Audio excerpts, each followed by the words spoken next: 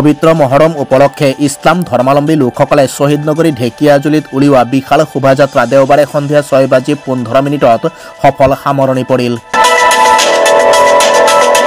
উল্লেখ্য যে আজি ইছলাম ধৰ্মাৱলম্বী লোকসকলৰ পবিত্ৰ মহৰম। সেয়েহে পবিত্ৰ মহৰম উপলক্ষে দেশৰ প্ৰান্তে প্ৰান্তে ইছলাম ধৰ্মাৱলম্বী লোকসকলে আজি উদযাপন কৰিছে পবিত্ৰ মহৰম।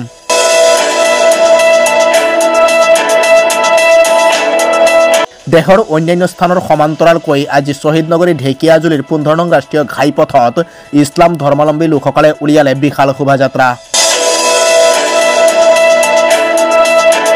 ঢেকিয়াজুলি নগৰত ইছলাম ধৰ্মাৱলম্বী লোকসকলে উলিওৱা শোভাযাত্ৰাত এক উদলিমুদলি পৰিৱেশ দেখিবলৈ পোৱা গ'ল।